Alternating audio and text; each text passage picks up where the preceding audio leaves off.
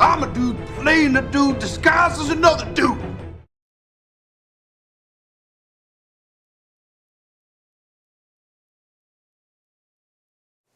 Hello collectors, and welcome to the Discount Action Figure Dude. I am your host, Christopher.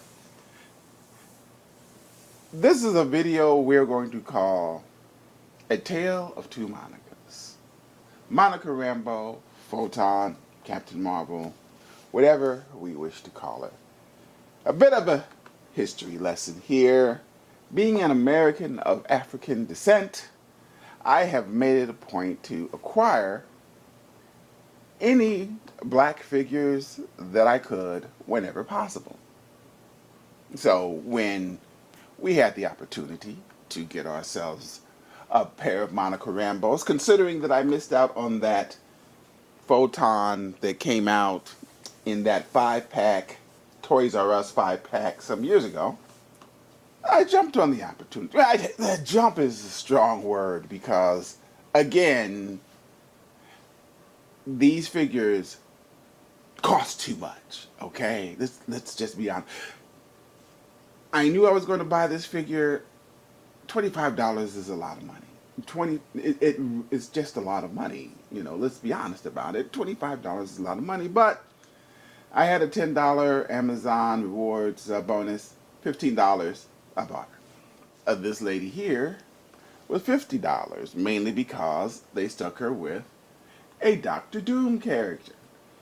Logic being, I guess that not enough people would want Photon, not enough people would want a Doctor Doom with no cape and an extra head. Put them together, people will want them and will charge them $50. Again, too much money. I think I got them from GameStop. It was like a 5% off and then another 20% off. I think it ended up costing $30 for the thing. I think, and now Target had them for half price. I didn't buy that part. I guess if I could have waited, but we weren't waiting for Photon. We needed a Photon because while the MCU has done a fine job of creating figures of color, the comic book figures of color are a little more difficult to come by. Now, and we're not blaming anybody for that other than it's certainly not Hasbro's fault. Hasbro can only give us what has been made, I would assume. And to my knowledge, now I could be wrong, but on the comic book front, to my knowledge, there are 5 black female action figures.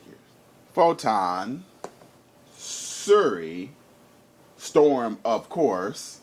Mind you, this is one of, to make up for it, they have a lot of Storms. And I think I have them all.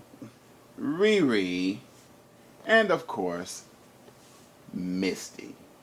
I believe that's it as far as comic book versions of black female characters. And again, remember the MCU has quite a few more. I mean, there might be 20 or so. I don't know. I think I have them all. We're not going to dig them out. And on the DC front, it's even more sparse because I think we have Vixen and I believe Earth 2 Hawk Girl, which I also have somewhere. So, not a lot of choices. And let me explain that while I didn't feel the need to buy this Doctor Doom just to get this figure, Doom is my dude. It's just that I have Doctor Doom. Not only do I have Doctor Doom, I have the Ultimate Doom. You know, we're going to rant about some problems with Hasbro, particularly on how they present their female characters in this video. But every once in a while, they do something that's right. And this Doctor Doom is right. Like I said, and believe me, I have the Toy Biz Doctor Doom. I have Doctor Doom from that Fantastic Four movie. I have the white costume Doctor Doom. And now I have this Doctor Doom, when the only Doctor Doom that I need is this Victor right here. But back to our tale of two Monicas. We have one Monica, which is kind of awesome, and another Monica, which, while she looks good, is not so awesome. This Monica, I propose, just might be the best engineered female body that Marvel Legends has ever made.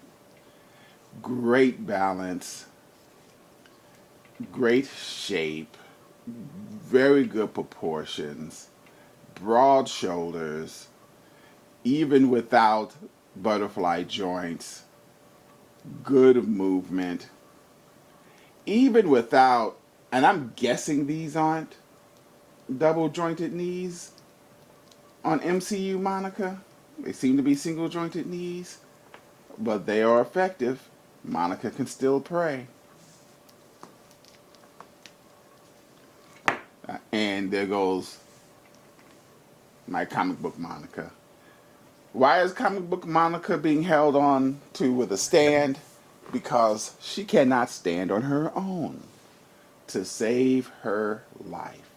And also, Hasbro didn't feel the need to give her any peg holes to help me help her stand. This Monica suffers from the same problems that so many Hasbro female figures have suffered from over the years. Spindly legs, weak upper bodies, narrow shoulders, bubble butts, strange stretch marks from what I assume are breasts, trying to make their way out of the costume, because I think these characters are essentially naked.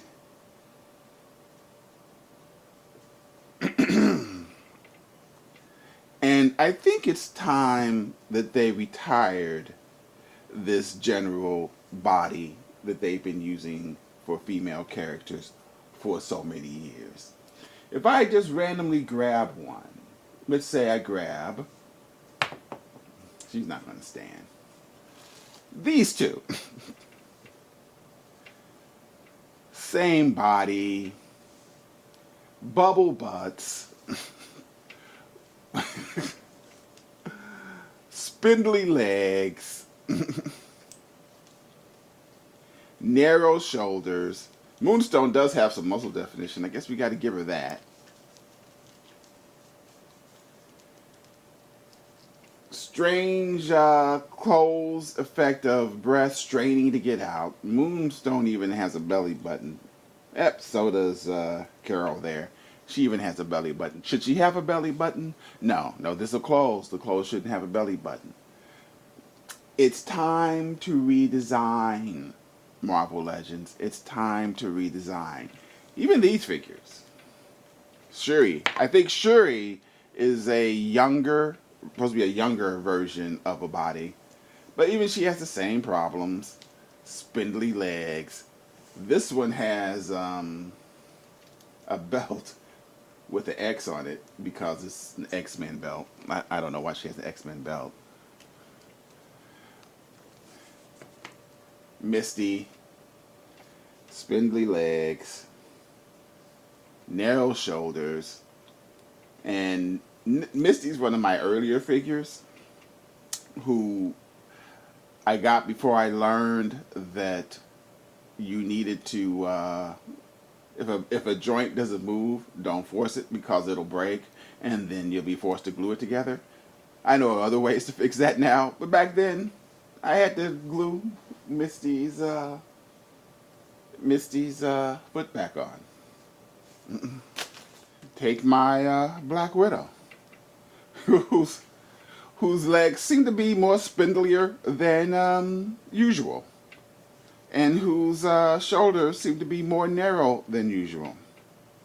But her butt isn't as bubbly as the rest. I don't know, slight change. but still an old body type that needs to be improved. I hear the new Black Widow, the new Target exclusive Black Widow, is an improvement. What tends to happen is what happened to my poor Wasp figure. To her legs is warping. I have a few other figures back there who have the spindly legs that have warped.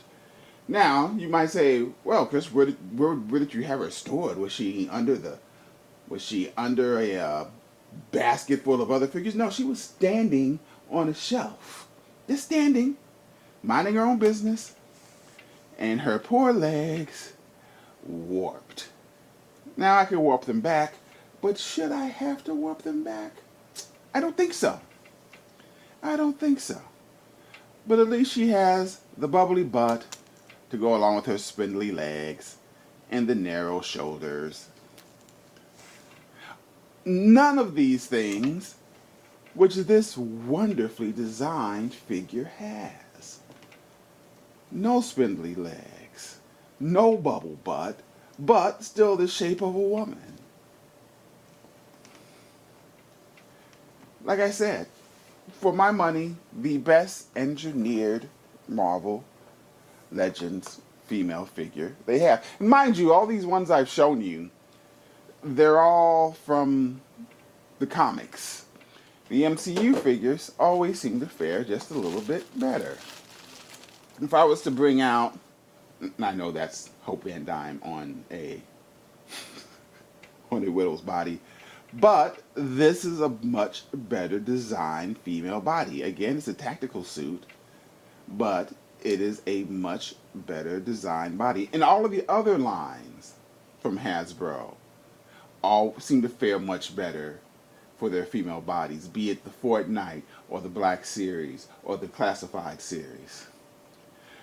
What I'm asking you, Hasbro, I know you're not listening to me, but I'm asking you to stop this, to improve this, to toss this body away and engineer a new female hero body. I have some suggestions, which I hope you accept as solutions.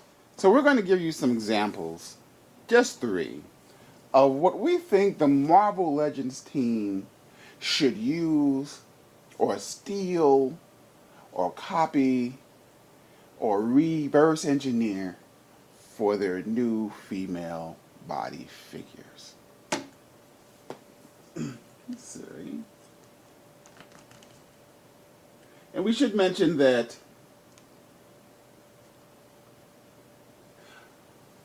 despite the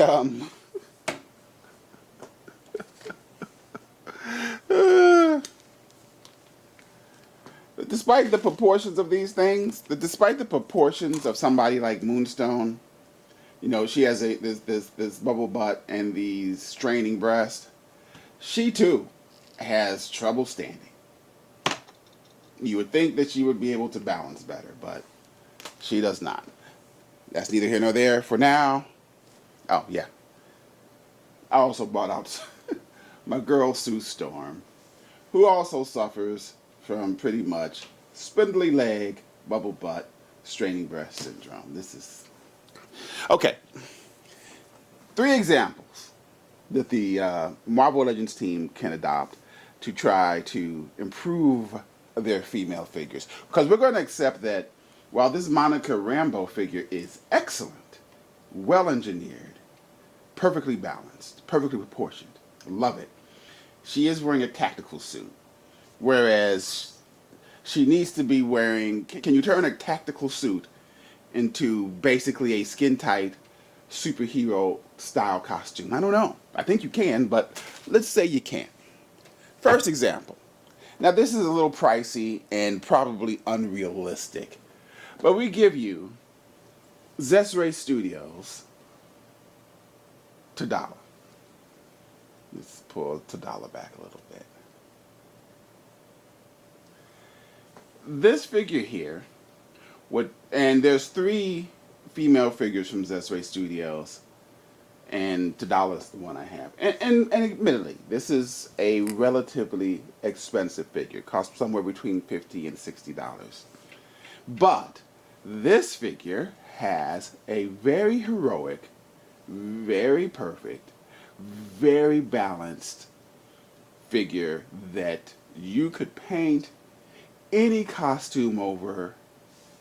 No spindly legs, wonderful broad shoulders, wide hips, not a bubble butt, but a thick muscular body, ready to do some heroic things. Not only that, this figure is so well engineered with the smoothest double jointed knees that I've ever seen. Just so smooth. Great balance, great proportions. But we get it. This is an expensive figure.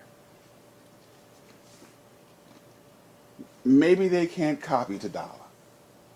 We wish they could reverse engineer Tadala and the rest of the Zesre Studio team. But yeah, she would make a great hero. Another one we're going to bring out. It's probably also unrealistic because this is a 15-year-old action figure. This is Power Girl. Power Girl has some, let's say, engineering limitations. She can't do the splits. She has single jointed knees, barely. Single jointed elbows, barely. There's no such thing as an ab crunch. She can't do hardly, let's say she has 12 points of articulation. But with just some some engineering tweaks, because I don't think any of us would deny that this is a very heroic, very feminine body, and under no 15 years old this thing is. I haven't had it for 15 years, but this figure is 15 years old. And do you think these knees are going to warp it anytime soon? Nah. This is not going to happen to this girl here. Believe me, she will outlast the cockroaches.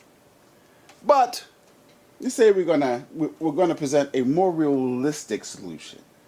Tadala, too expensive. Power Girl, too old, too limited. Here we have Mattel's Masterverse Evelyn. A very well engineered body that costs less than both of these girls, and this girl, and this warp girl here. Very well engineered body, solid, thick, heroic body, which you could, she's wearing fishnets now. So clearly, this is a body that you could paint over any costume for your figures.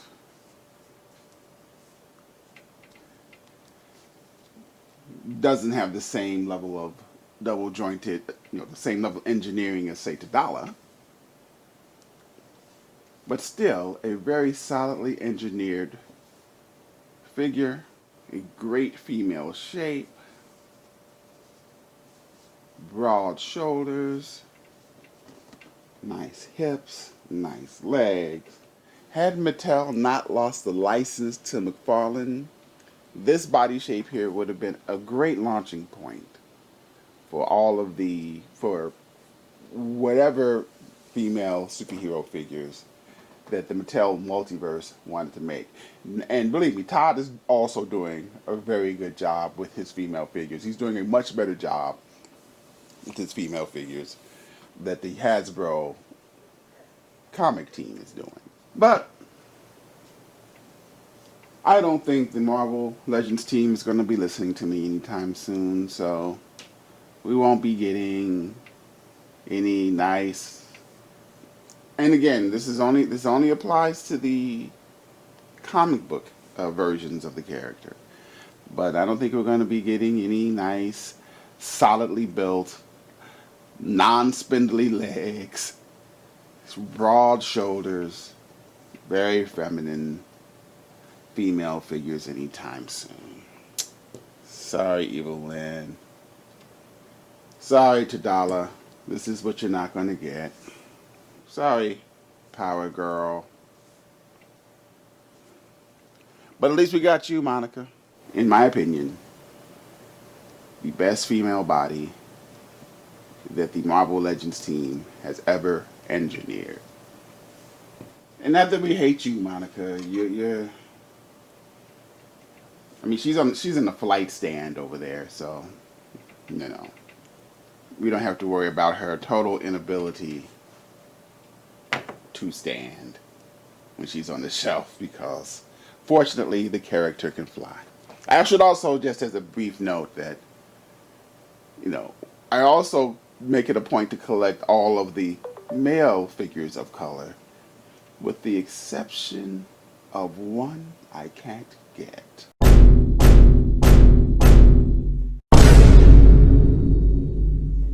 And we'll leave you with that as we sign out. Happy collecting.